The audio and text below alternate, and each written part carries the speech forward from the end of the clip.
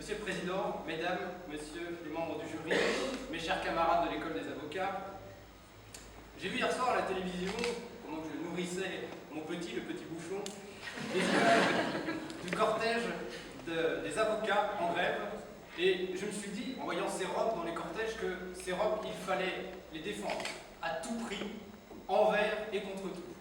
Alors pour ce qui est de les défendre contre tout, personnellement je ne sais pas faire. Par contre, en ce qui concerne les verts, je vais m'y atteler, et pas plus tard que tout de suite. Je porte cette robe depuis 1h30, et non, je ne me sens pas du tout travesti.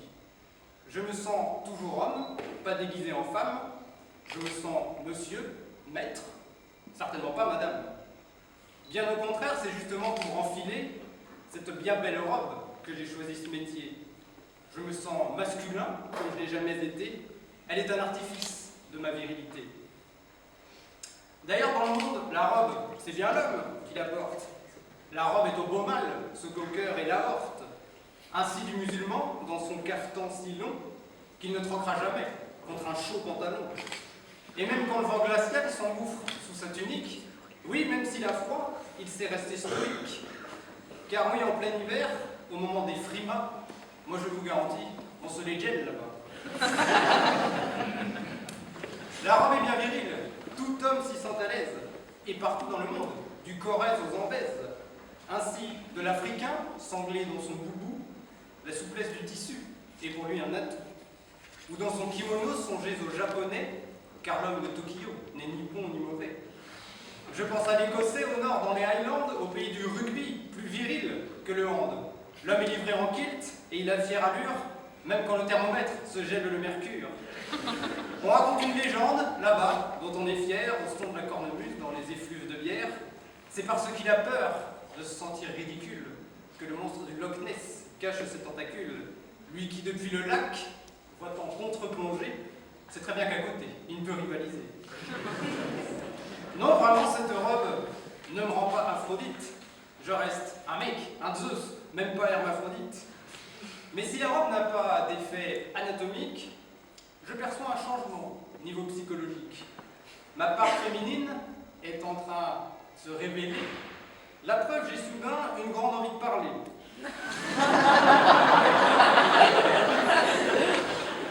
Irrésistible, imprévisible et extérieure, cette robe me rend bavarde. C'est un cas de force majeure. Oui, il faut que je parle pendant de longues minutes. Je ne sais pas faire court, ni aller droit au but. Le juge en devient ivre. Il ne faut pas qu'il roule. Il ne voit pas mes paroles. Et pourtant, je le saoule. Il y a une autre occasion où je me sens une femme. Quand je défends l'accusé coupable d'un vrai drame.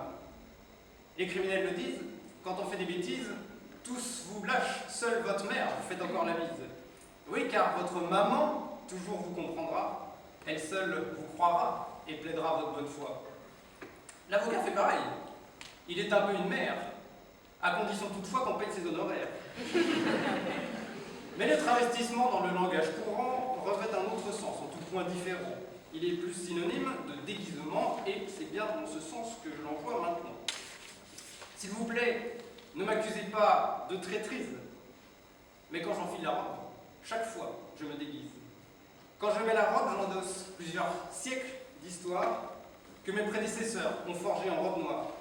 Car c'est en revirant combien de jurisprudence que nos glorieux aïeux ont fait bouger la France. En enfilant la robe, je deviens Isorni, De Sèze, Henri Robert, Floriot ou Alimi. Glorieux prédécesseurs, tous couverts d'éloges, je me travestis en eux, en mettant l'épitoge. Et face au poids de cette lourde hérédité, je n'ai pas d'autre choix, moi-même, que de m'enrober. Je me déguise en maître, et ce curieux jumelage me fait trouver ma voix, mon coffre et mon courage. Quand je plaide un dossier de base devant le TI, je parle haut et fort, comme Dupond-Moretti. Quand devant le juge de prox, je plaide avec hardiesse, je prends très vite l'accent du grand Jacques Vergès. Et quand devant le JAF, une femme prouve l'adultère, moi je plaide les droits de l'homme, je fais comme Badinter.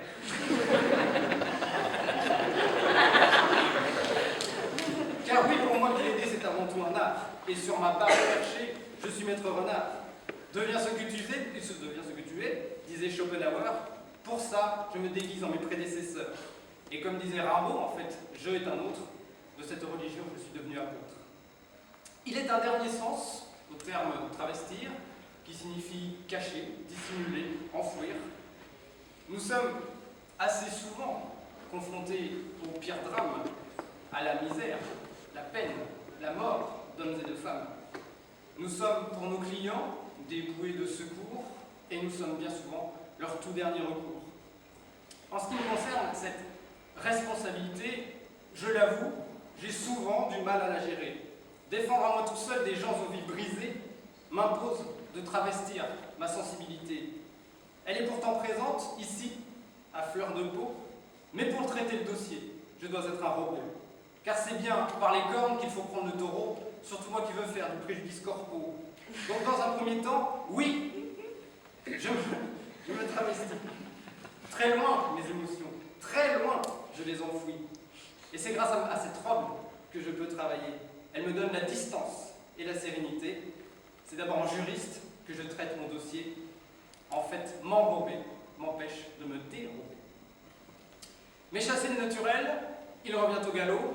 Vite, dans un second temps, je quitte la vie de robot. Car c'est l'heure de l'audience, oui, c'est l'heure de plaider. Et voilà que revient mon émotivité. Je ne suis plus que juriste, je suis un orateur. Mes émotions, mes peurs m'aident à devenir acteur. Je suis toujours très pro, mais je sais que je peux compter sur de justes enflammades pour gagner le dossier. Cette robe me travestit en mon alter ego, à la fois être sensible et ténor du barreau. Ce seront mes derniers mots, je les dis sans trémolo. Dans ces conditions, oui, je suis fier d'être à vous. Merci.